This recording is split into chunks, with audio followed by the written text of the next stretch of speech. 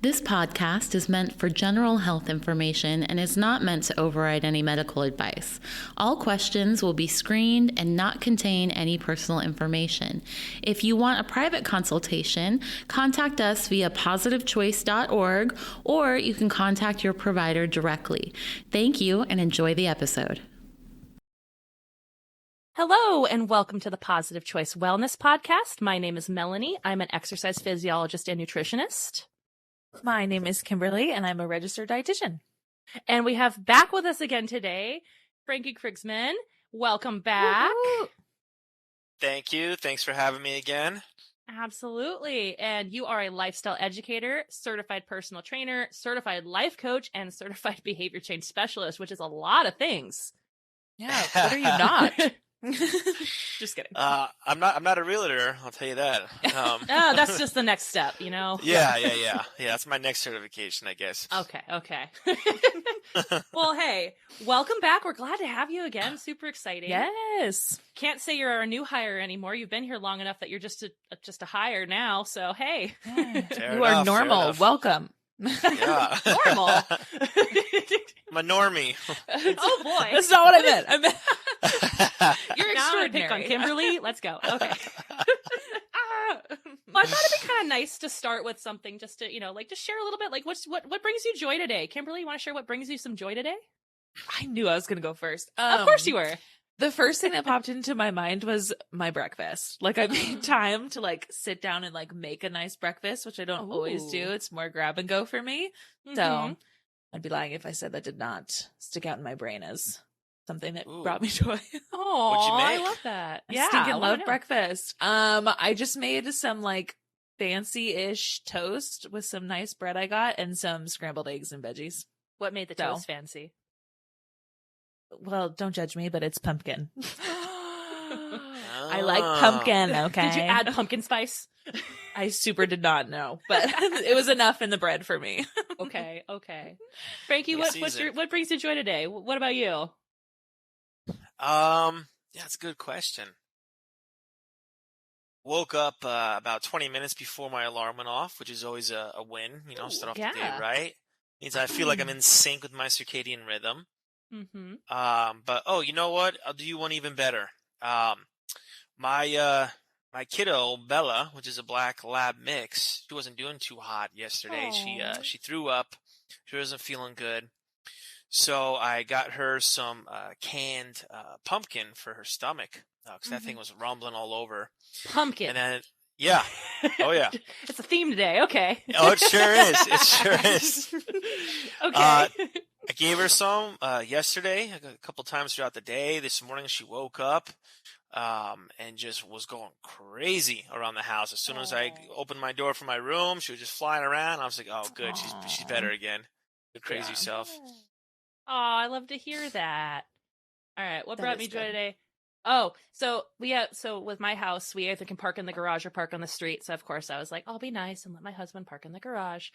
So I parked on the street, and as I walked up, the cat saw me. So I opened the door and they greeted me at the door.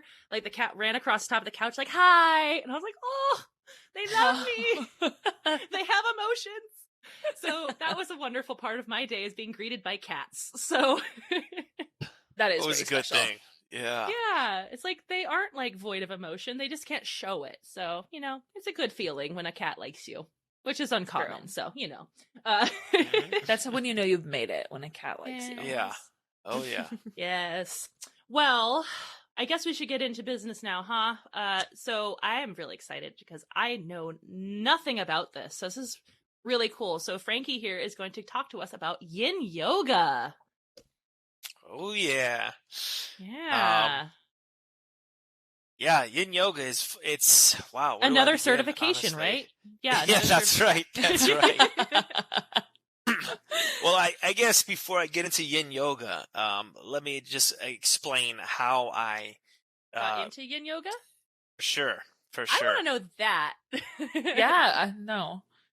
So back when I was living in New Jersey, I was teaching a lot of fitness classes, training a lot of clients, and doing a lot of Spartan races. So for those that don't know what Spartan races are, it's kind of like extreme hiking with obstacles. Needless to say, I was pretty active throughout the week, and this went on for a few years for sure. And I couldn't slow down. It was hard for me just to be still, to stop. And I started to experience adrenal fatigue. I started gaining all the weight I lost. I was just lethargic. I had brain fog, didn't have an appetite. I just wasn't, the lights were on, but nobody was home. My body was literally breaking down. And this accumulated over time. It didn't happen overnight, but it's how I did it for so long is beyond me. It's a miracle, honestly. So I started taking some yoga classes, like anyone else would, right? Hey, let's do some yoga and do some hot yoga and some flows and all these different things. And that was cool and all, but it was still work.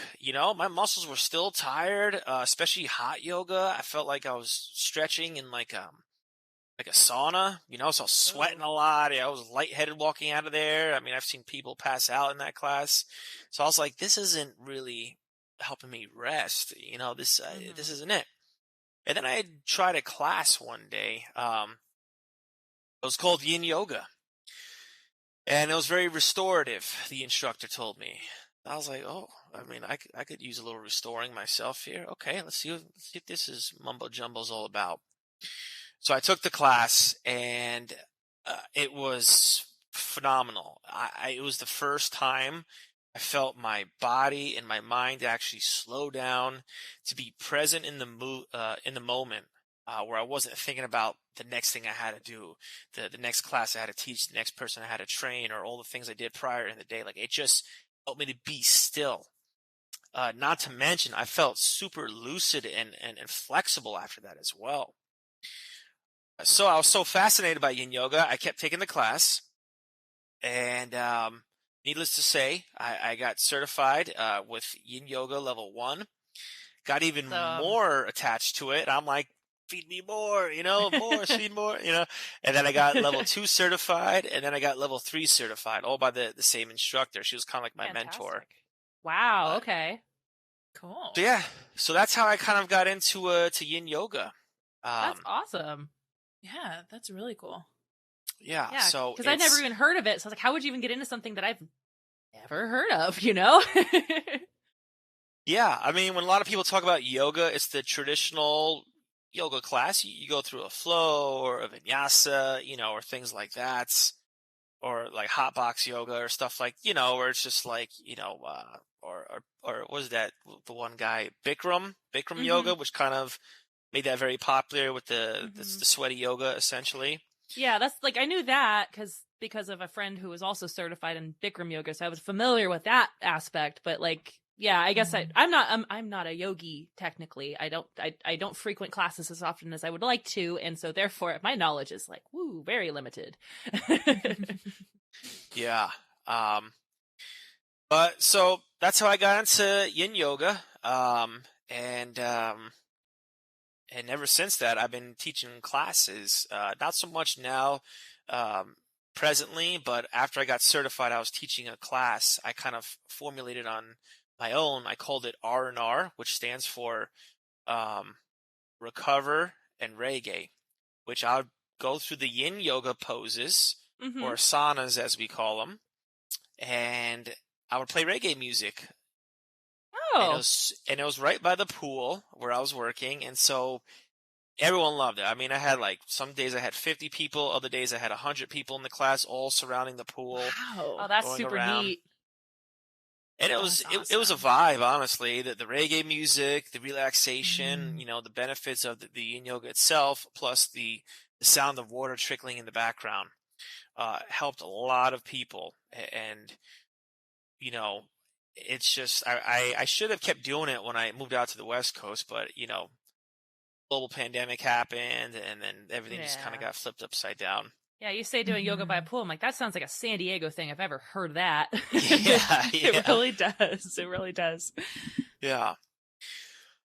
So what is Yin Yoga? Yes, to answer your question. Yeah, I'm kind of like waiting for this. Let's go. You're like, go on. Yeah. Tell us more.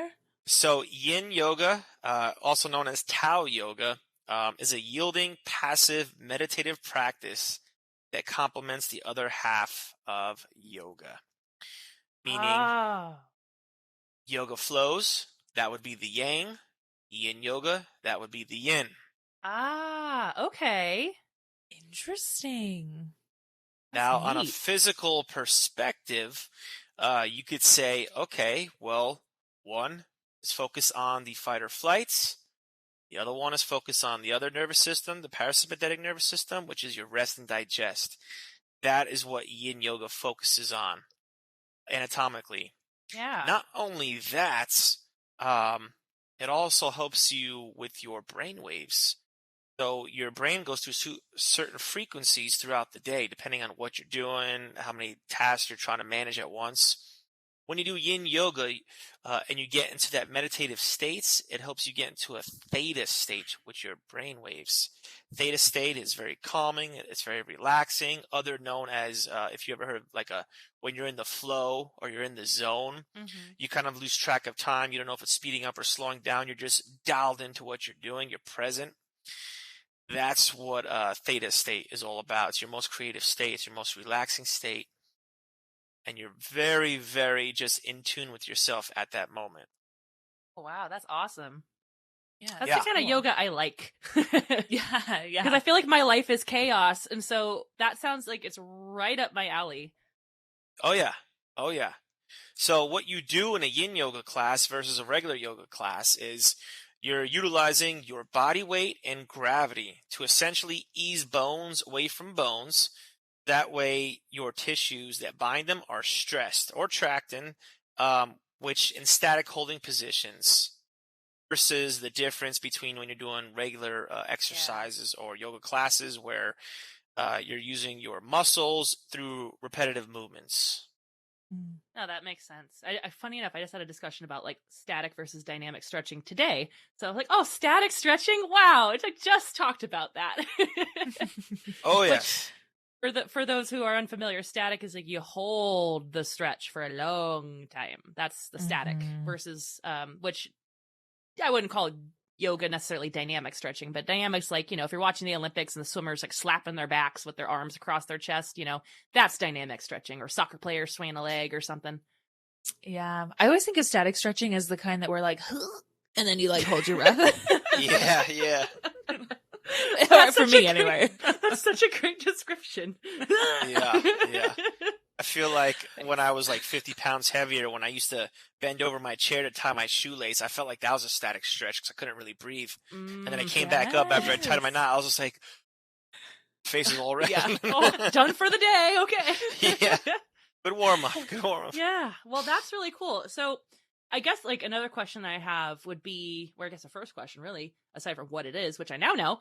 So like, for example, one of the things that I always seek out if I do choose to do a yoga class is like restorative yoga. That's almost always what I'm looking for, but I've never heard it called yin yoga or Tao yoga. It's only ever referred to as restorative. Now I'm wondering, is that just yin yoga that's just not called yin yoga? Or is that like another part of it, like a different type of yoga that's just literally restorative yoga? It honestly depends on the asanas, or AKA the poses that you're doing. Okay. Restorative yoga can be, another name for it would be yin yoga, of course.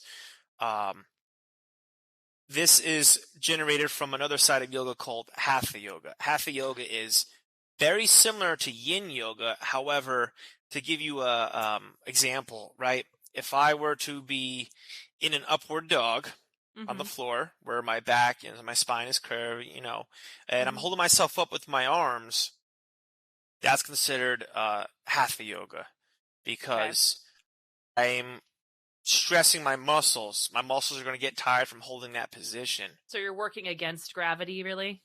Exactly. Gotcha. Okay. Exactly. So I'm fighting gravity, and I'm involving exertion, force. Okay. That it would be no different from me holding myself up in a plank, my hands or my forearms. There's some part of me that's actively, trying to stay in that position, where yin yoga, or maybe considered restorative yoga as well, depending where you go, I'm using my body weight and gravity to do the work for me. So I'm literally just laying there passively, not actively. Gotcha. So Wow. okay, because that's what I was wondering too. Because like that's what I've noticed. Sometimes I pick restorative. I'm like, this is work, and I just wanted to stretch. Like I didn't want to do this.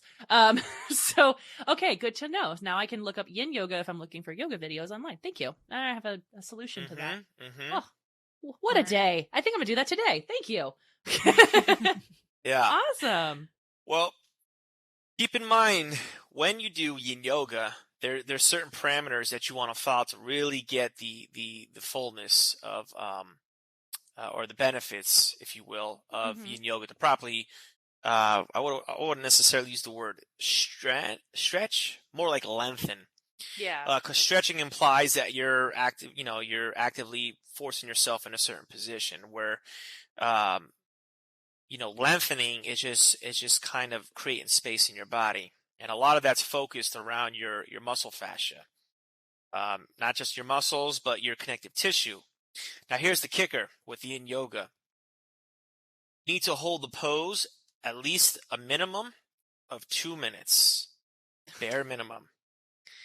Okay. Yes. So Yeah, this is that's the a long difference. time. Yes. So this is the difference between static stretching, right, versus Yin Yoga. Just kidding. Static stretching, right. Well, static stretching, you could actively, you could be standing and stretch out like a hip stretch or something where you're actively applying force to that. But most people don't stretch for, 2 minutes at a time. They're maybe doing 10 to 30 seconds the most. Or they're pulsating, making a little bit of an active stretch. But with Yin Yoga, what happens is when you're stretching to a certain point of your body, it's going to get tighter and tighter the closer you get to your end range of motion. That's your muscles protecting you from snapping, essentially, because your body just doesn't bend that far. However, once your body recognizes that you're in no apparent danger and that you're getting into this calming state, this passive state, this pose, what happens after that 2 minutes is, let's say you're at the edge of your range of motion.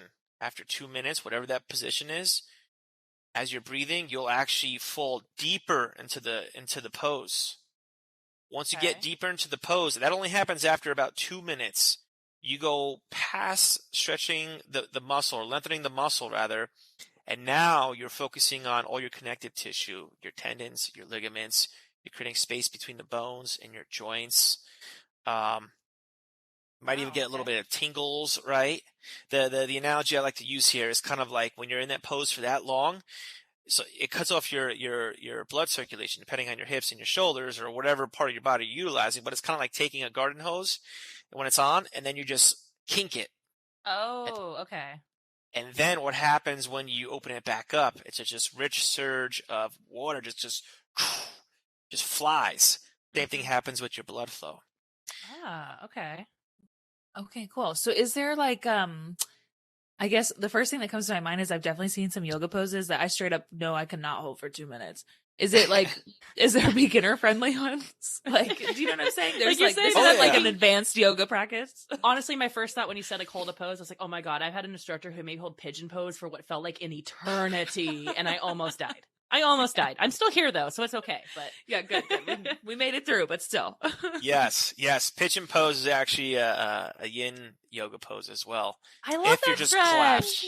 Yeah. Yes. However, there's a lot of different modifications that you can do this depending on what level you're at. Okay. Yeah. So if you're like at a beginner level, let's say you're doing a pigeon pose, I might put a bolster in front of you and have you just put your elbows on that. So you're not actively pushing up off the floor with your shoulders, but you're just resting into it. If you don't need a bolster, maybe, you put your elbows like on some yoga blocks and just hang out there. That's another option as well. But the same way you modify certain workouts and certain exercises to accommodate your body's needs, the same thing you would do in a Yin Yoga class. So I wouldn't say there's like hey, this is an advanced class versus a beginner class. It's just kind of like, here's the class. Make it your own practice. Do what works for your body, yourself. Everyone's going to be at different levels, and just be intuitive. Listen to what your body needs, but also don't give it everything it wants. Yes. Love that. Meet yourself where you are kind of thing. That's great. Mm-hmm. Yeah. No, I like that a lot actually, because of course, people who could listen to this might go, "Oh, that holding stretches, long time, not a fan." And then you say, "No, just modify it. It's okay." I think that might be a little more inviting to folks who are novices at yoga, because I think a lot of people when they see yoga, I mean, I've heard this like from patients of mine who have just been like, "Oh, I can't do that. I don't know how to do handstands." It's like, I don't either. So like, I don't know why you're scared, because I do yoga all the time and I've never done a handstand, nor do I really want to. I'm afraid of like falling on my head, so it's okay. Yeah. Well, lucky for you, there are no handstands in Yin Yoga. And it's the yoga for me, it sounds like. 'Cause, I don't like handstands. Or crow pose. I don't like either of those two. Yeah, crow pose is another active pose as well, that where you're trying to, or a crane, anything where you're trying to push up your body or sustain that. It's like a baby handstand. Like, you're not fully elongated, just like a little ball. And you're like, "Oh, I'm just upside down, but on my hands." And I can't do that either, because again, falling on face. So it's like, there's the ground. It's right there. So I just, nope. Nope, not going to do that. Oh, yeah. Oh, shoot. Well, with Yin Yoga, you're on your stomach or on your back for 80% of the class itself.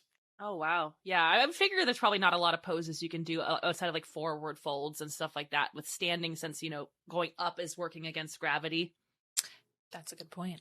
Yeah, anything standing, you're actively engaged, so it becomes less of a passive practice and more of an active practice. Gotcha. And if that's the focus, I mean, that's kind of falls into the line of Yin Yoga if that's what you're going for. What I like to practice myself and the type of Yin Yoga that I taught was focused around people that are very active or inactive. But either the problem was the same: tight hips, tight shoulders, or lack of mobility in either or. So a lot of my poses were focused around the hips and the shoulder girdle. Okay. So with the tightness in the hips, like, this is a phrase I've heard very commonly, is like, your hips carry your emotions. I don't know if you've heard that before, but I've heard a lot of yoga instructors like use that in their practice. And I was like, do they? Or is it just that I sit too much? And I'm curious your thoughts on that. So what's funny that you bring that up is that emotions. So with a Yin Yoga practice, and this is going back to traditional Chinese medicine. There's a belief about just how the body and the mind works in general, and it has been shown that the psycho-emotional affects the physiology, and the physiology can affect the psycho-emotional. So yes, depending on where you're feeling certain pain and tightness in your body, it could be correlated to a certain emotion that you're hanging on, to. But at the same token, it's not to say that's why, you have pain there. It could also be because, you sit down throughout the day, long periods of time, at a desk job, and then now your just hips are tight because you're constantly in a seated position. That could be a possibility too. So if you're being evaluated to see like why, it could be one of the two. But Yin Yoga is going to benefit you regardless, whatever the situation is. Yeah, it sounds like it.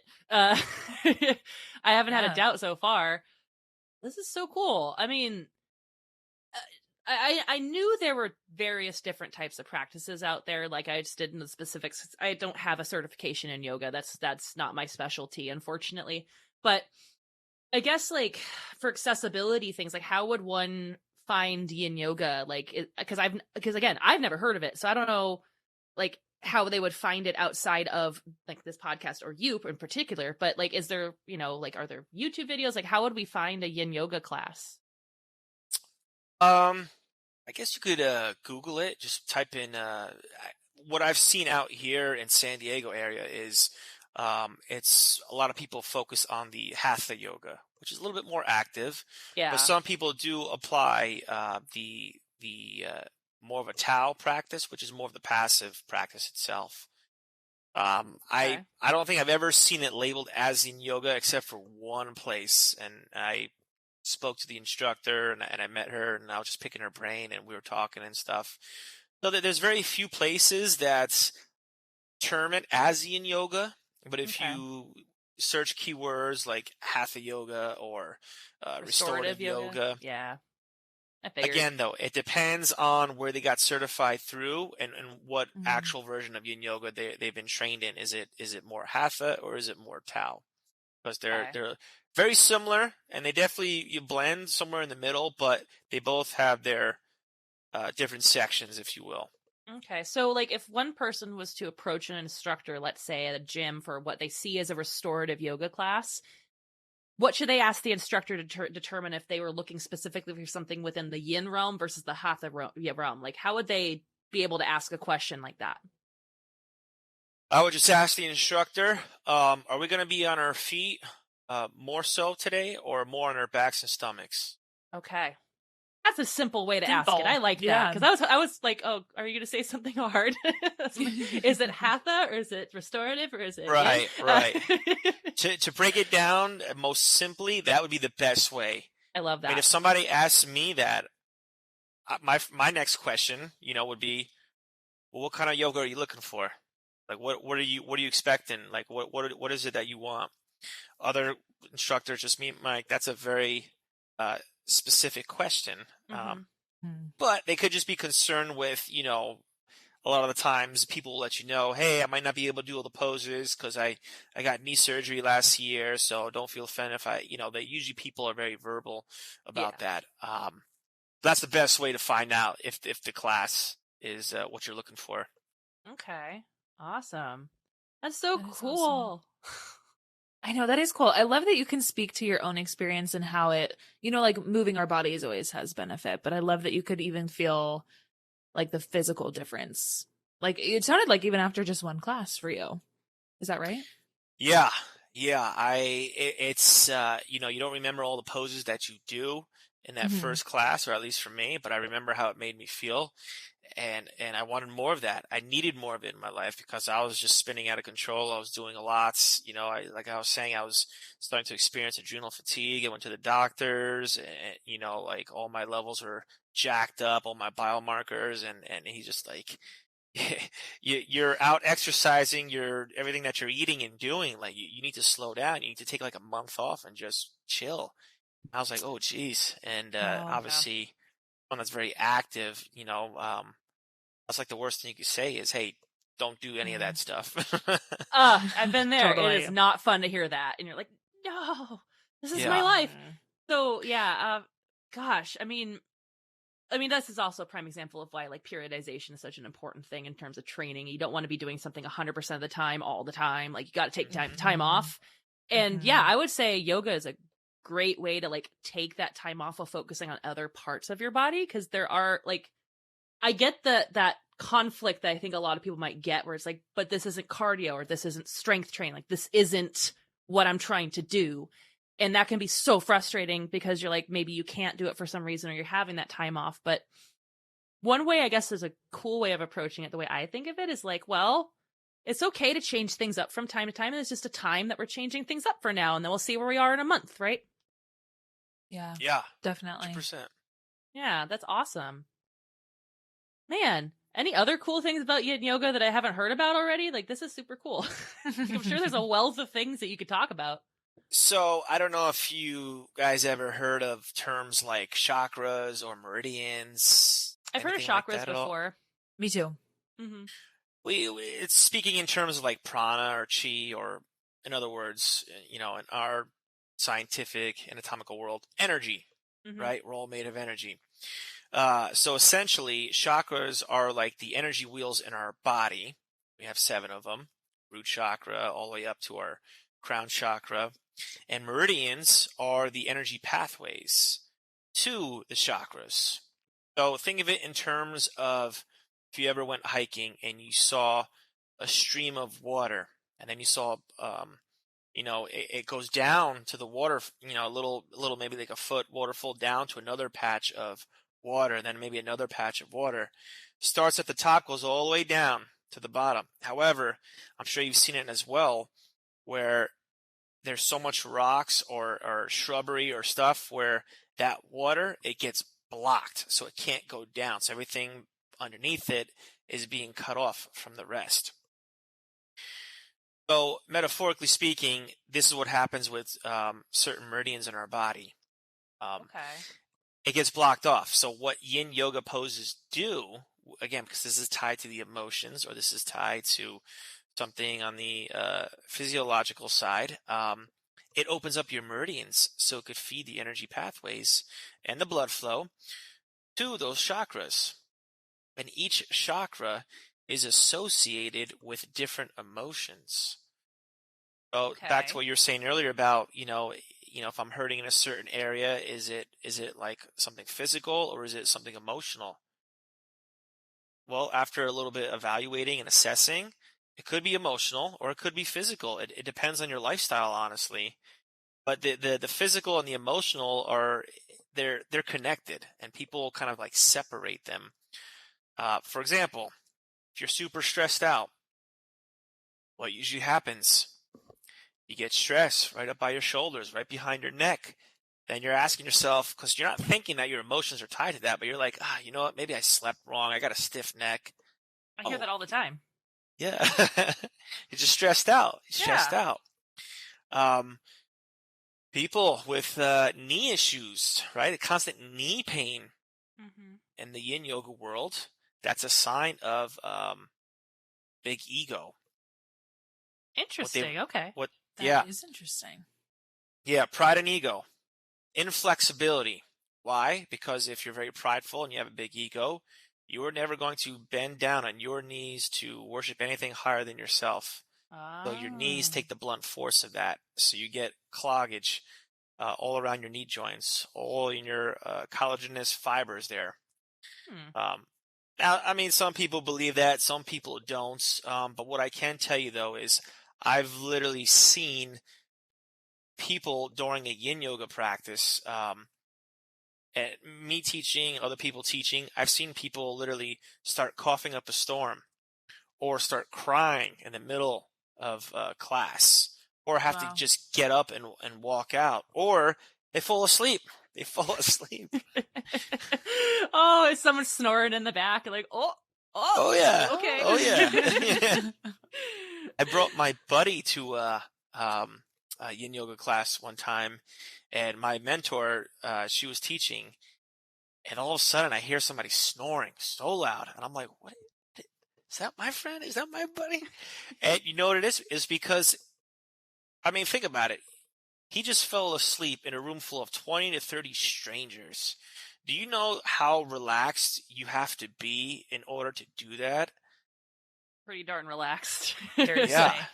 To feel that comfortable, that relaxed, that just so you just let go. You let go of your control.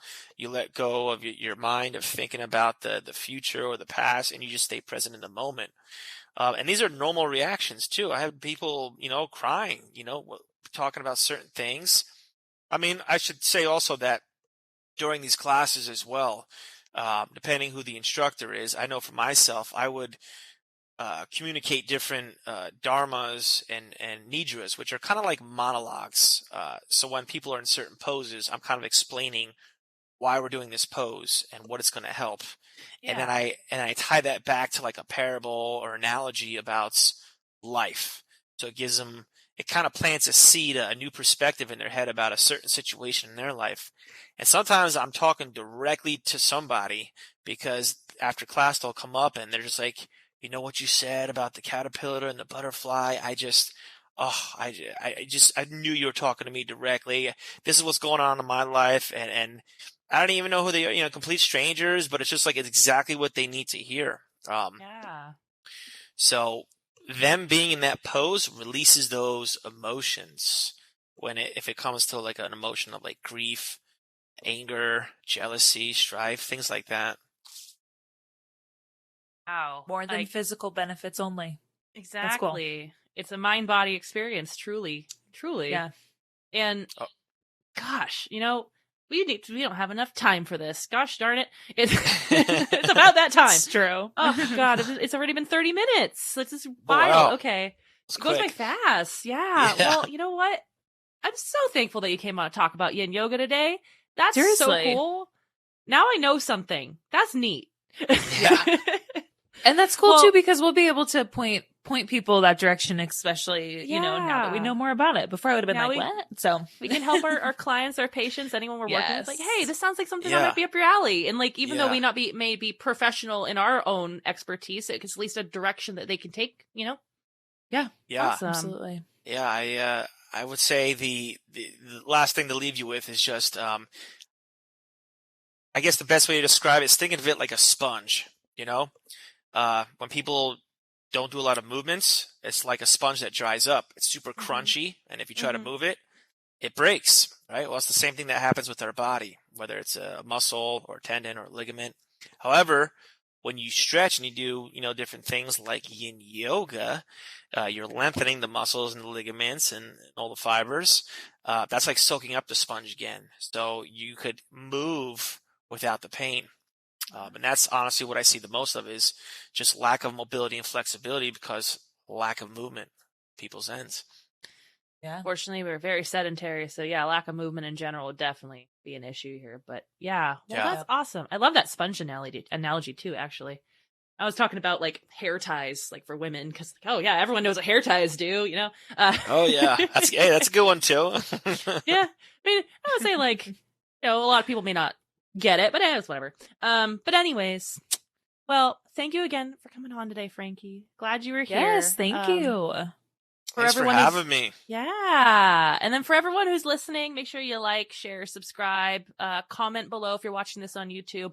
Reach out to us if you want to like ask questions or anything like that. But until next time, everybody. Bye. See ya.